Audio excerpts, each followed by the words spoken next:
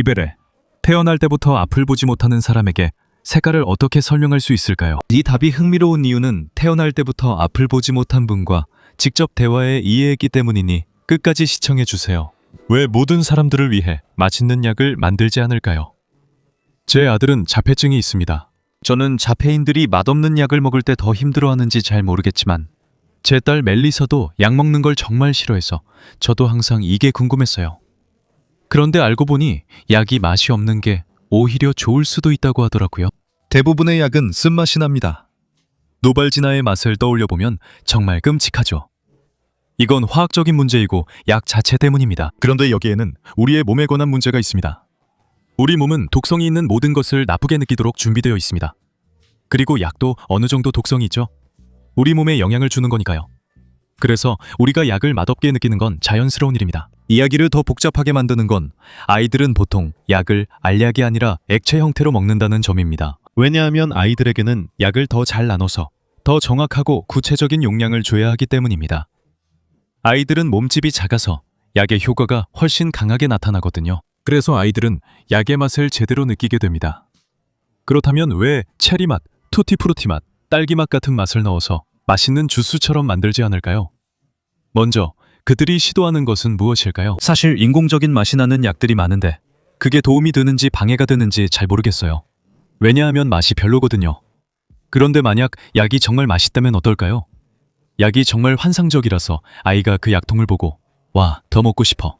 이 아세트아미노펜 좀 더 줘. 전부 다 먹을래. 라고 말한다면 말이죠. 아이들이 약에 중독되는 사고가 엄청나게 많아질 거예요. 결국 약의 나쁜 맛은 이중보호 역할을 하는 셈이죠. 우리 몸은 뭔가 이상한 걸 먹고 있다는 걸 알고 몸에 영향을 줄 거라는 걸 알아서 이미 나쁜 맛을 느끼게 돼요. 그래서 아이들이 약을 주스처럼 마시고 싶어 하지 않는 게 정말 다행이죠. 콘센트에 꽂힌 전자제품도 전기를 소모하나요? 네, 소모해요. 콘센트에 꽂혀 있으면 꺼져 있어도 전기를 소모하고 있어요. 믹서기나 선풍기처럼 스위치가 있는 전자제품은 차이가 없어요.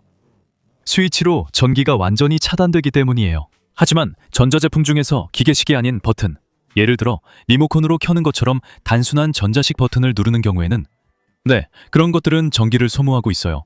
예를 들어 텔레비전이 그렇죠. 텔레비전이 리모컨으로 켜지기를 기다리고 있을 때도 전기를 소비하고 있는 거예요. 보통은 그렇게 많은 전기를 쓰는 건 아니에요. 한 번은 우리가 초정밀 기기를 빌려서 휴대폰 충전기가 휴대폰을 충전하지 않을 때 얼마나 전기를 쓰는지 측정해봤는데 1년에 60센타보 정도의 전기요금이 나왔어요. 정말 소량이라 무시해도 될 수준이에요. 하지만 다른 전자제품엔 책임지지 않습니다. 여기서 테스트해볼까요? 저는 마누알 두문도 열화상 카메라를 가져올게요. 열화상 카메라는 우리가 볼 수 없는 뜨거운 물체를 보여주며 온도를 통해 전기 사용 여부를 확인할 수 있습니다. 왜냐하면 전기를 쓰고 있다면 약간이라도 열이 나고 열화상 카메라가 그걸 감지할 수 있거든요. 자, 갑시다. 여기 이 사람은 얀센이에요. 여러분도 보시다시피 얀센이 화면에서 아주 빨갛게 보이죠? 여기 얀센, 책상 위에 컴퓨터들이 있습니다. 보세요. 컴퓨터가 뜨거워요.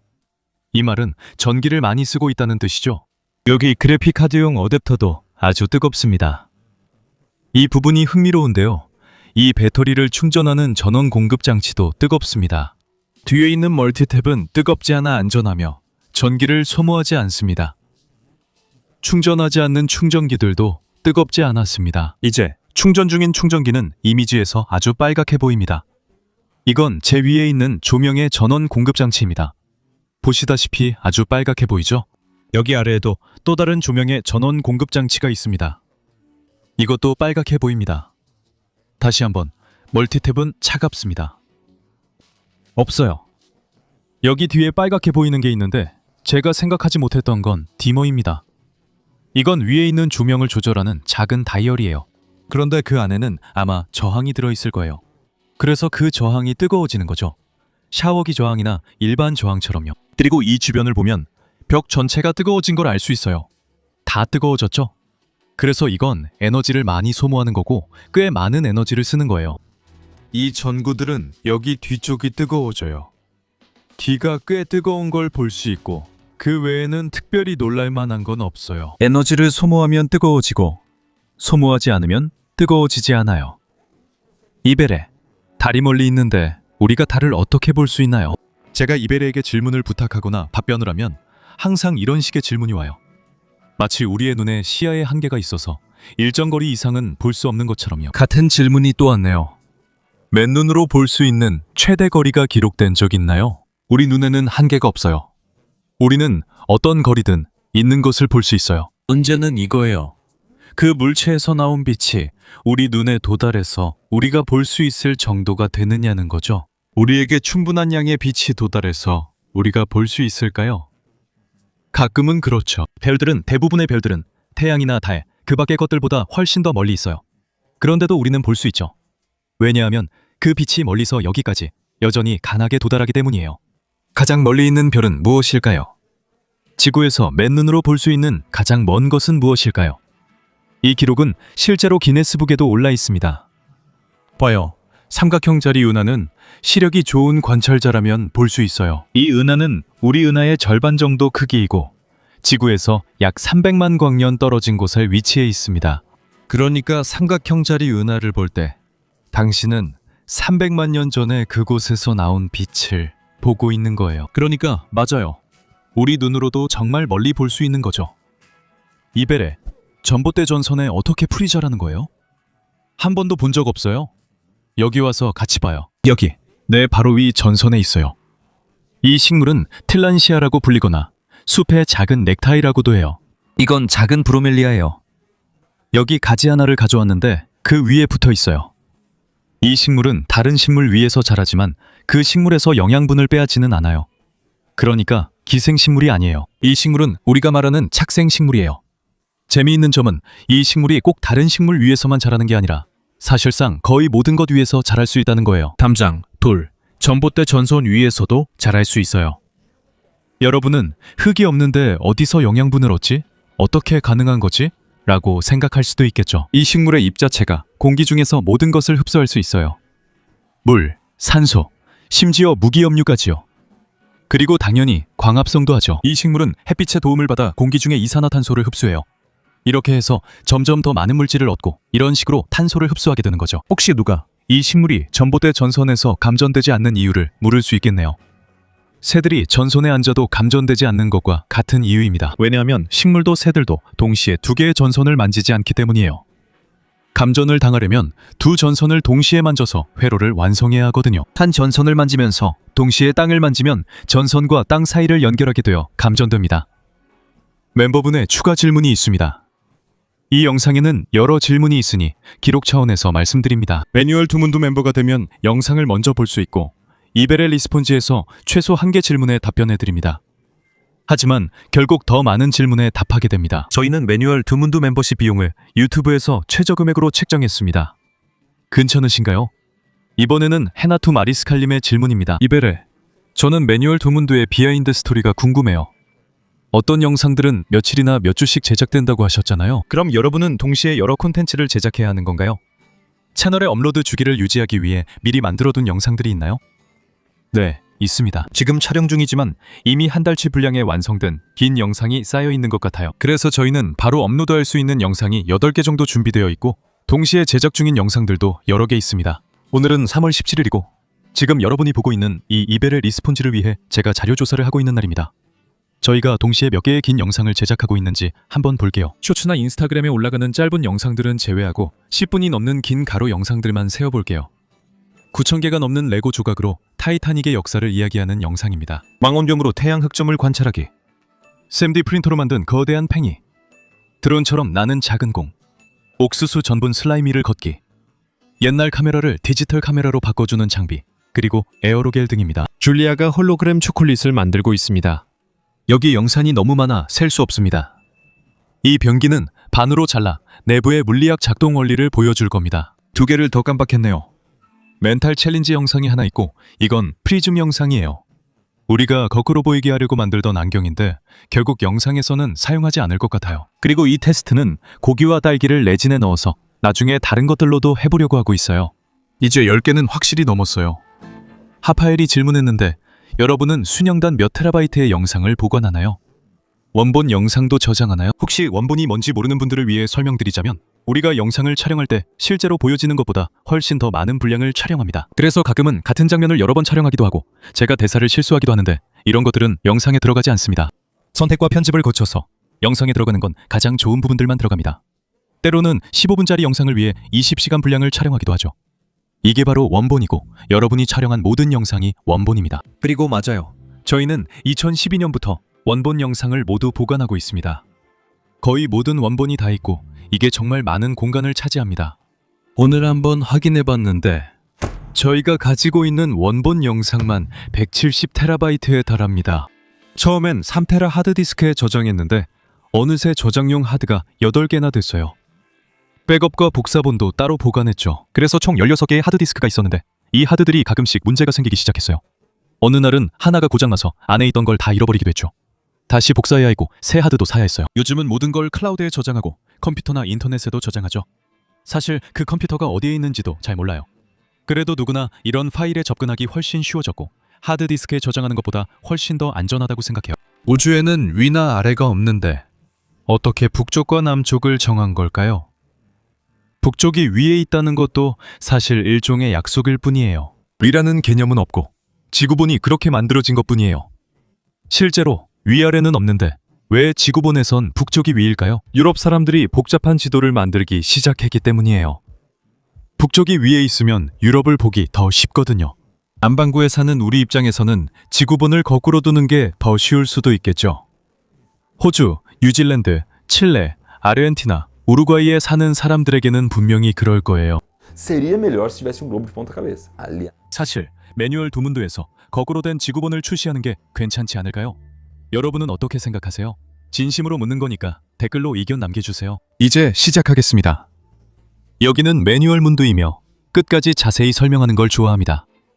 북쪽과 남쪽이 어떻게 정해졌는지 알려드릴게요. 남쪽은 태양 쪽이라는 뜻인데 왜 그런 걸까요? 왜냐하면 이 단어가 만들어진 북반구에서는 태양이 보통 남쪽에 더 가깝게 지나가기 때문이에요. 그래서 그 방향을 태양, 남쪽, 남쪽, 남쪽, 남쪽이라고 부르게 된 거죠. 북쪽이라는 단어는 왼쪽에서 왔어요. 왜냐하면 북쪽은 해가 뜨는 곳의 왼쪽에 있기 때문이죠. 여기서 해 뜨는 곳을 기준으로 북쪽은 왼쪽, 남쪽은 오른쪽입니다. 이건 전 세계 어디서나 같고 꼭 북반구일 필요는 없어요. 그래서 북쪽과 남쪽이라는 개념이 생긴 거예요. 위나 아래와는 아무 상관이 없고 단지 여러분이 있는 위치를 기준으로 한 참조일 뿐입니다. 그리고 지구에서는 북쪽과 남쪽이 존재하는 게 정말 의미가 있을까요? 왜냐하면 지구에는 회전축이 있기 때문이죠. 지구는 마치 꼬치에 꽂힌 고기처럼 회전합니다. 그래서 그 꼬치가 지구에 꽂혀 있는 지점이 하나의 극이고 반대편에서 나오는 지점이 또 다른 극입니다. 그래서 이 지점들은 지리적으로 의미가 있습니다.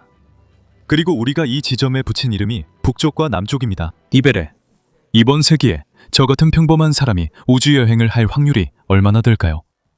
오늘 우주여행 비용이 얼마나 되는지 찾아봤어요. 지금 우주 관광을 원하면 5월에 비행을 예약할 수 있습니다.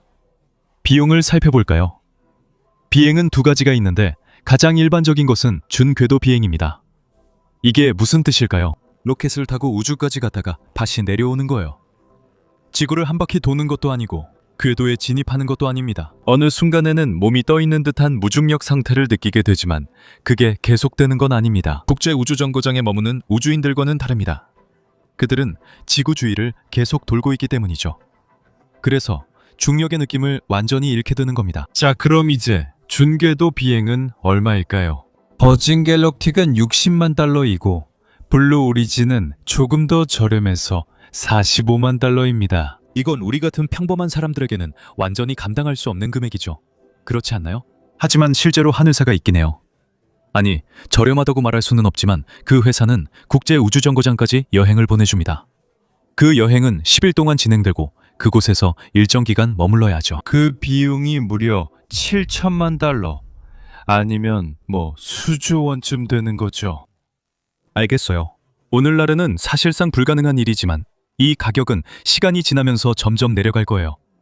이 가격은 점점 낮아질 겁니다. 얼마나 내려갈지는 정확히 알 수 없지만 비행기 표값이 역사적으로 얼마나 떨어졌는지와 비교해 볼 수는 있습니다. 그리고 여기서 제가 본 아주 흥미로운 조사가 있는데요.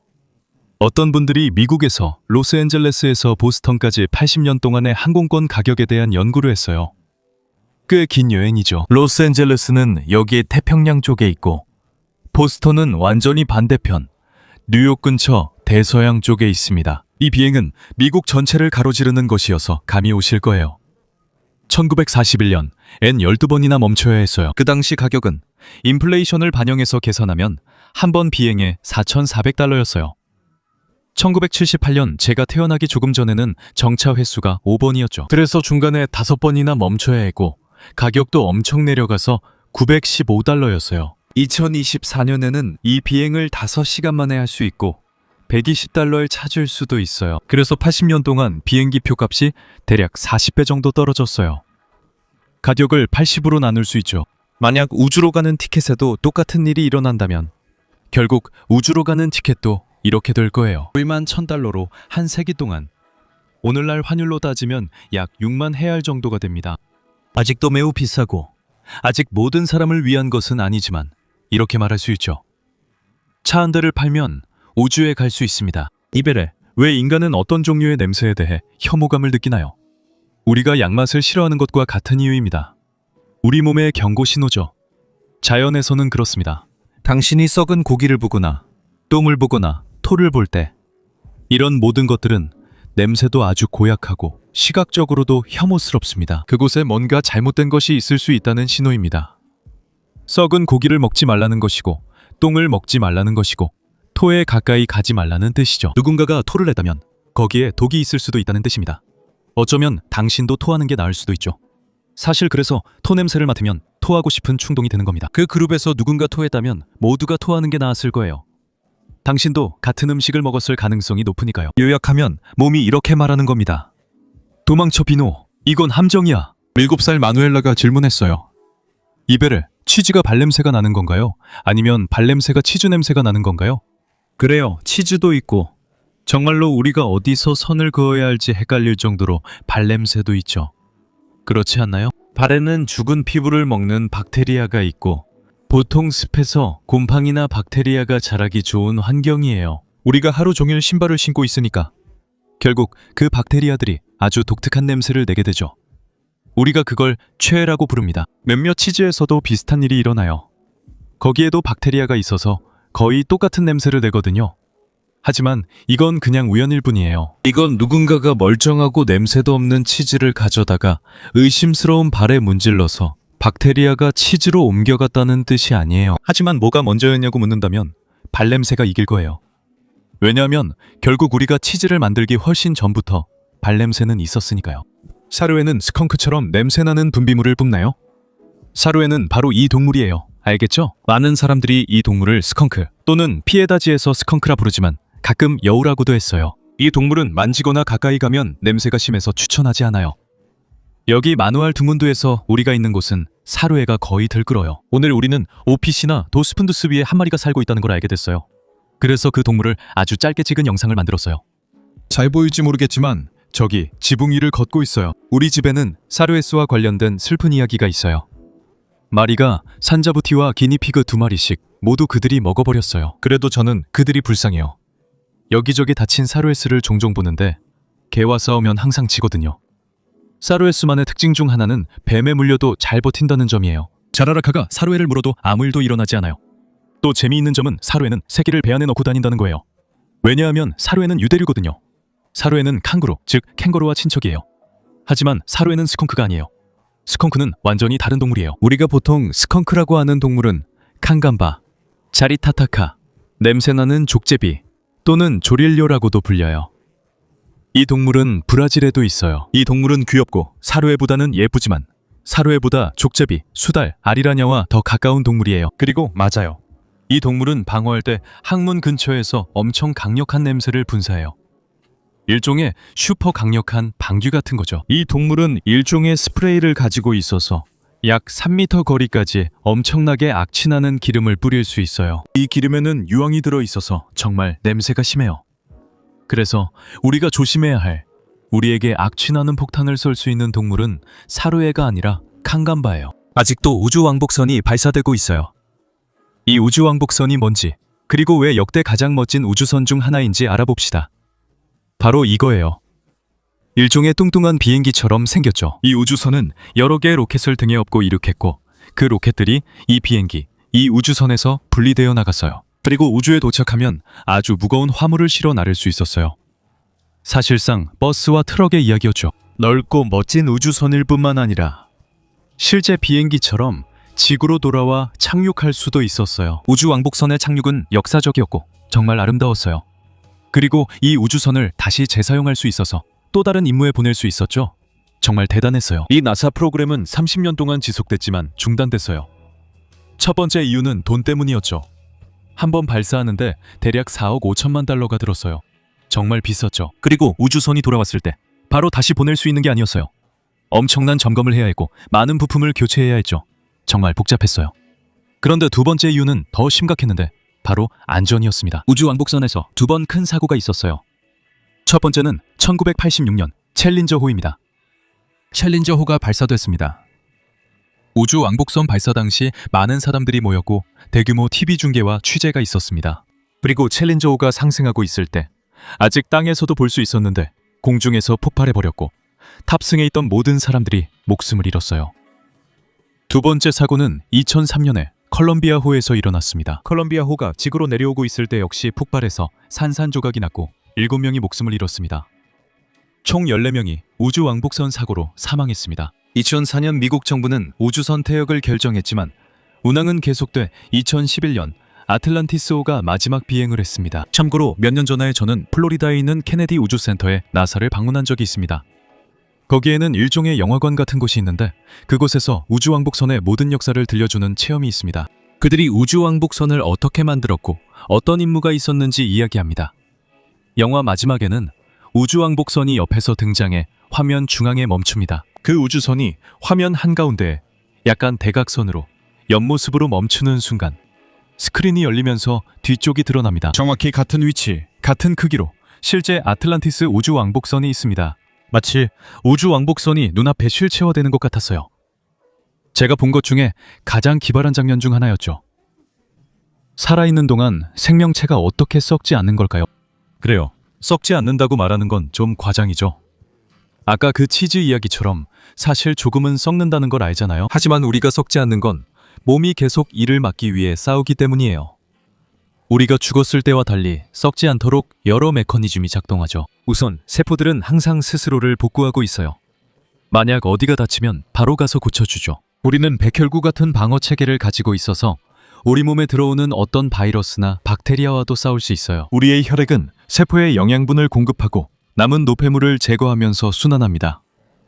그 밖에도 우리 몸은 스스로 체온을 조절하고 산도를 조절하며 에너지를 분배하고 모든 세포에 영양을 공급합니다. 마치 우리가 항상 미생물에게 잡아먹힐 위협을 받고 있는 것처럼 우리 몸은 계속해서 싸우며 살아남으려고 애쓰고 있습니다. 그리고 우리가 죽으면 이 모든 기능이 멈추기 때문에 우리가 살아있는 동안 썩지 않는 겁니다. 만약 달이 정말로 치즈로 만들어졌다면 그걸 먹으려면 몇 명이 필요할까요? 무엇보다도 달이 치즈로 만들어졌다는 이야기는 어제 오늘 일이 아니라 아주 오래된 이야기라는 점을 먼저 말씀드려야겠습니다. 여기 있는 사람들이 조사해보니 1500년대에 이미 달에 관한 이런 이야기를 다룬 우화가 있었다고 합니다. 사실 달이 그런 재질이라는 주장은 실제로 달이 그 물질이라는 뜻이 아니었습니다. 항상 좀 더 순진한 사람이 달이 치즈로 만들어졌다고 생각하거나 호수에 비친 달의 반영을 보고 치즈인 줄 알고 잡으려고 하는 그런 상황이었습니다. 뭐 그런 식이었죠. 하지만 여기서 계산을 한번 해보면서 달에 얼마나 많은 치즈가 있을지, 달 치즈가 얼마나 클지 알아봅시다. 저희가 여기서 계산을 해봤는데 달의 크기를 변환해서 치즈라면 몇 킬로그램이 될지 계산해보니까 이런 결과가 나왔어요. 제가 읽을 수 없는 숫자인데 22 뒤에 0이 21개 붙은 숫자입니다. 동시에 전 세계에는 80억 명의 사람들이 있는데 대략적으로요. 만약 우리가 이 치즈를 이 사람들 사이에 나눈다면 한 사람당 몇 킬로그램이 될까요? 각 개인이 받는 조각은 대략 3조 킬로그램 정도가 될 거예요. 먹는데 얼마나 걸릴까요? 만약 각 사람이 하루에 1kg씩 먹는다면 모든 인류가 동시에 달을 먹는다고 해도 75억 년이 걸릴 거예요. 참고로 지구의 나이는 약 45억 년이니까 이건 정말 끝도 없는 치수라고 할 수 있겠네요. 이베레, 만약 네가 마당에서 석유를 발견하면 그건 정부의 것이지만 뭔가 나쁜 걸 발견하면 그건 네 문제야. 왜 그럴까요? 흥미로운 질문이네요. 아마도 이 질문이 나온 이유는 세아라주 타블레이루 두 노르치에 있는 한 농부가 우물을 파다가 아래에서 끈적끈적한 검은 액체를 발견했기 때문일 거예요. 그게 아마 석유일 가능성이 높죠. 이 지역에는 유정이 몇 군데 있습니다. 아직 공식적인 분석은 이루어지지 않았지만 그를 도와준 한 교수님이 실험실에서 확인해본 결과 아마도 석유일 가능성이 높다고 했어요. 그럼 이제 그 농부가 억만장자가 될까요? 아니요. 브라질 법에 따르면 땅을 살 때 그 땅의 지하 깊은 곳에 있는 것은 당신의 소유가 아닙니다. 땅을 살 때 이미 이 사실을 알고 있어야 해요. 알겠죠? 지하에 있는 어떤 것도 정부의 허가 없이는 개발할 수 없습니다. 지하에 있는 것은 당신의 것이 아니라 국가의 것입니다. 적어도 저는 우리나라 지하에서 발견된 모든 것을 온 국민과 나눌 수 있는 흥미로운 방법이라고 생각해요. 여기에는 몇 가지 문제가 있습니다. 누군가 석유를 발견하면 정부가 한 기업에 개발 허가를 줄 수 있습니다. 정부가 직접 석유를 개발하지 않기 때문입니다. 그리고 석유를 가질 수 없을 뿐만 아니라 유정도 가질 수 없고 게다가 당신의 땅이 수용될 거예요. 하지만 너무 걱정하지 마세요. 그렇게 큰 비극은 아니니까요. 그 사람은 보상을 받을 수 있어요. 개발될 수 있는 석유의 아주 작은 일부에 대한 비율과 만약 땅이 수용된다면 그 땅에 대한 보상금, 즉 지급을 받게 됩니다. 미국처럼 억만장자는 아니지만 흥미로운 발견이 될 수 있습니다. 이제 당신 땅에서 파이프에 문제가 생기면 전적으로 당신 책임입니다. 직접 고치셔야 하며 국가는 관여하지 않습니다. 이베르 씨, 말씀해 주세요. 태양광 패널과 전기 모터를 사용하는 크루즈선이나 대서양 횡단선이 실제로 있거나 앞으로 실현 가능할까요? 계산을 한번 해볼까요? 여기 있는 이 사진은 퀸 메리 2호입니다. 지금까지 건조된 가장 큰 대서양 횡단선이에요. 이건 크루즈선과는 다릅니다. 대서양 횡단선은 마치 비행기처럼 사람들을 태우고 바다를 건너기 위해 만들어진 배입니다. 크루즈선은 물 위 리조트 같아요. 극장, 수영장, 공연, 다양한 레스토랑 등이 있습니다. 또한 크루즈선은 대서양 횡단선처럼 장거리 여행에 적합하지 않은 경우가 많아요.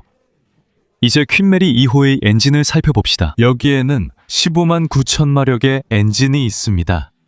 이런 거 하나를 작동시키려면 태양광 패널이 몇 개나 필요할까요? 이 엔진의 출력을 킬로와트로 변환하면 11만 7천 킬로와트가 나옵니다. 그리고 우리가 집 지붕에 쓰는 일반적인 태양광 패널 한 장은요. 태양이 가장 강할 때 이 패널 1제곱미터는 약 208와트 또는 미국식으로 말하면 와체 정도를 생산할 수 있습니다. 이걸 저걸로 나누면 우리가 태양광 패널이 56만 2,500제곱미터가 필요하다는 걸 알 수 있습니다. 정말 엄청난 양이네요. 이제 선박 위 면적이 얼마나 되는지 알아봅시다. 이 배는 길이가 345m, 폭이 41m입니다. 하지만 여기서는 우리가 그 위에 직사각형 패널을 올린다고 가정할게요. 배의 어떤 모양이든 상관없이 전체를 덮는 거죠. 이 패널은 14,145제곱미터가 될 거예요. 이것은 우리가 필요한 것보다 훨씬 작아요. 이 숫자를 저 숫자로 나누면 단 한 척의 선박 엔진만 돌리기 위해 필요한 전력을 얻으려면 태양광 패널로 덮인 선박이 40척이나 필요하다는 걸 알 수 있어요. 이 모든 건 태양광 패널이 최대 전기 생산을 가정한 것입니다. 그리고 우리는 이 목적에 맞게 훨씬 더 가벼운 선박을 만들 수도 있고 훨씬 약한 엔진을 사용해서 아주 천천히 움직이게 할 수도 있지만 그래도 여전히 엄청난 도전이에요. 지금 우리가 알고 있는 것과는 완전히 다른 선박이어야 할 거예요. 그래도 저는 가능하다고 생각하지만 정말 느리고 아주 천천히 움직일 거예요. 재미있는 실험 중 하나는 자외선 차단제가 피부를 보호하는지 알아보는 것입니다. 우리가 자외선 차단제를 바르면 투명해지잖아요.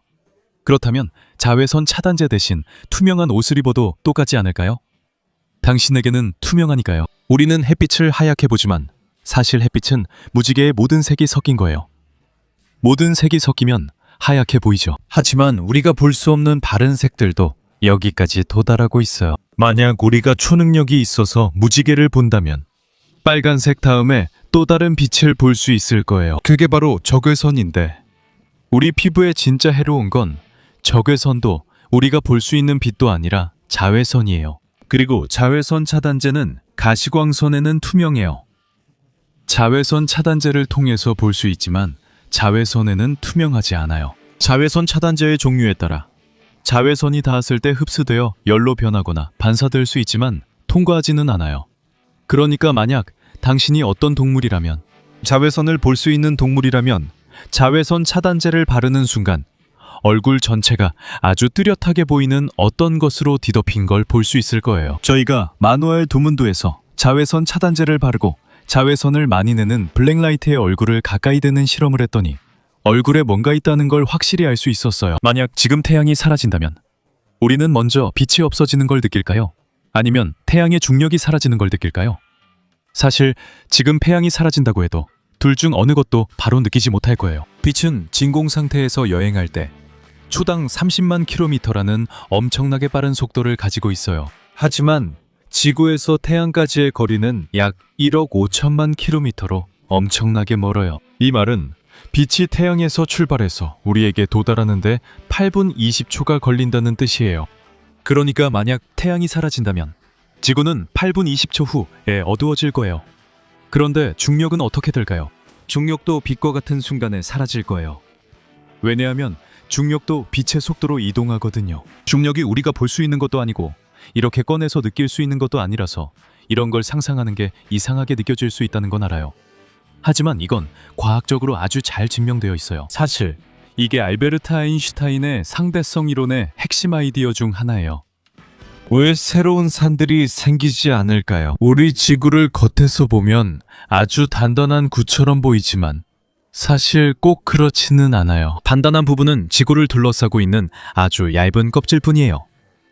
지구 내부는 전부 말랑말랑하고 이 껍질은 여기저기 금이가 있어요. 마치 삶은 달걀을 들고 여러 번 두드리면 껍질이 여기저기 조각나는 것과 같아요. 지구에서는 이런 껍질 조각을 판 또는 지각판이라 하며 이 판들은 가만히 있지 않아요. 하나는 다른 판과 부딪히고 또 하나는 다른 판 밑으로 들어가면서 이런 움직임이 산을 만들어내요. 이 모든 과정이 정말 느리게 일어난다는 게 포인트예요. 우리는 그걸 눈으로 볼 수 없죠. 아니, 사실 가끔은 볼 수 있기도 해요. 이 판들이 만나는 곳에서는 가끔 틈이 생기는데 그곳이 바로 화산이 생기는 자리예요. 그러다가 어떤 화산은 엄청난 양의 용암을 뿜어내서 산을 만들기도 해요. 여기 우리 호기심 많은 사람들을 위한 브리테니커 백과사전에 그런 사례가 나와 있어요. 1963년에 아이슬란드 해안 근처 바다에서 새로운 섬이 생기기 시작했는데 북유럽 불의 신의 이름을 따서 명명되었어요. 그 섬은 거의 4년 동안 계속된 해저 화산 폭발로 형성되었어요. 그 섬은 대서양 해저에서 지각판이 서로 멀어지는 틈의 위치에 있어요. 이러한 틈을 통해 분출되는 화산 물질이 해저를 가로지르는 대서양 중앙 해령을 형성했어요. 책에 대해 더 알고 싶으시면 저희가 아래에 링크를 남겨둘게요. 조사 중에 알게 된 흥미로운 사실은 아직 성장 중인 산들이 있다는 점입니다. 예를 들어 에베레스트 산은 매년 몇 밀리미터씩 더 높아지고 있습니다. 우리의 인생을 생각하면 별거 아니지만 수백만 년에 걸쳐 보면 그게 큰 차이를 만들죠. 그리고 당연히 동시에 산들도 점점 침식되고 있잖아요. 태양, 바람, 비가 산을 조금씩 깎아내리는 과정을 우리가 침식이라고 부르는데 만약 산이 더 이상 자라지 않으면 점점 낮아지게 돼요. 미국의 에팔레치아 산맥이 그런 유죠. 예전엔 더 컸지만 지금은 낮아지고 있어요. 이제 영상의 첫 질문으로 돌아가 볼게요. 시각장애인에게 색을 어떻게 설명할 수 있을까요? 제가 조사를 해보고 답을 찾긴 했지만 사실 직접 시각장애인 분들께 여쭤보는 게 훨씬 더 좋을 것 같아요. 그래서 여기 해난과 제시카의 연락처를 구했습니다. 해난은 태어날 때부터 시력이 거의 없었고 어린 시절 시력을 완전히 잃었습니다. 제시카는 한 번도 본 적이 없습니다. 두 분의 이야기를 들어봅시다. 안녕하세요, 해난. 잘 지내시나요? 잘 지내요, 이베레. 이베레는요, 어떻게 지내고 계세요? 저도 잘 지내요. 참여해 주셔서 감사합니다. 색을 못 보는 사람에게 색을 어떻게 설명하나요? 자, 봅시다. 이건 정말 개념적인 거예요. 예를 들어 파란색을 들어볼게요. 시각장애인에게 파란색은 하늘의 색이고 파란색은 차가움을 나타낸다고 설명할 수 있어요. 파란색은 차가운 색과 연관되어 있죠. 그래서 이렇게 색에 대한 맥락을 시각장애인에게 설명해주면 그 사람도 어느 정도 인식을 가질 수 있게 돼요. 색 자체를 인식하는 건 아니지만 색의 개념을 이해할 수 있게 되는 거죠. 감정과도 비슷하게 비교할 수 있다고 생각해요. 예를 들어 제가 어떤 사람이 화났다고 말하면 화난 물건이 있는 건 아니잖아요. 하지만 누군가 소리를 지르거나 얼굴을 찡그리는 모습을 상상하게 되죠. 그런 느낌인가요? 맞아요. 비슷해요. 어떤 색에 대해 더 많은 맥락을 제공할수록 그 사람이 머릿속에서 그 색을 개념적으로 더 잘 떠올릴 수 있게 돼요. 그 사람은 시각적으로 색을 인식하지는 못하겠지만 그 색에 대한 개념적인 인식은 하게 될 거예요. 초록색은 자연의 색이고 나뭇잎의 색이죠. 이렇게 말하면 그 사람은 이미 그 색의 개념을 형성할 수 있게 됩니다. 그리고 각 색깔이 의미하는 바를 아시나요? 예를 들어 분홍색을 말하면 개념이 있나요? 가장 많이 쓰이는 색들은 알고 있어요, 이베레. 분홍색, 초록색, 파란색, 노란색 이런 전통적인 색들은 알고 있죠. 그런데 요즘에는 색깔의 변형들이 있잖아요. 그래서 시각장애인에게는 좀 더 복잡해져요. 예를 들어 요즘 유행하는 누드 컬러를 어떻게 설명할 수 있을까요? 이건 시각장애인만의 문제가 아니에요. 사실 누가 저한테 누드 컬러가 뭐냐고 물어보면 저도 뭐라고 대답해야 할지 잘 모르겠거든요. 요즘 인공지능이 많은 도움을 주고 있어요. 예를 들어 인공지능을 휴대폰에 설치하고 사진을 찍으면 이 셔츠는 무슨 색이고 이 바지는 무슨 색이라고 알려줘요. 그러면 제 머릿속에 있는 색깔에 대한 개념을 바탕으로 이 색이 저 색과 어울린다는 걸 알 수 있어서 옷을 조합할 수 있게 되는 거죠. 아니면 인공지능에게 직접 이 색이 저 색과 어울리는지 물어볼 수도 있어요. 그러면 바로 답을 해주죠. 그래서 요즘 인공지능이 정말 많은 도움을 주고 있고 시력이 전혀 없는 사람들에게도 큰 도움이 되고 있어요. 안녕 제시카. 잘 지내? 안녕, 잘 지내. 우리가 태어날 때부터 볼 수 없는 사람들에게 색깔을 어떻게 설명할 수 있을까? 네가 그런 경우잖아. 그렇지? 나는 색깔이 뭔지 한 번도 이해해 본 적이 없어. 사실 나한테 색깔은 그냥 단어일 뿐이야. 그치? 나는 상상할 수 없어. 그런데 어른이 되고 나서야 어떤 사람들이 예를 들어 갈색은 흙을 떠올리게 하고 파란색은 하늘을 떠올리게 한다고 말하더라고. 그렇지? 나는 어렸을 때 파란색을 좋아했지만 색이 어떻게 생겼는지는 전혀 몰랐어. 사람들이 자주 묻는 질문 중 하나가 꿈에 관한 거야? 네가 꿈을 꿀 때 이미지를 만들 수는 없을 것 같아.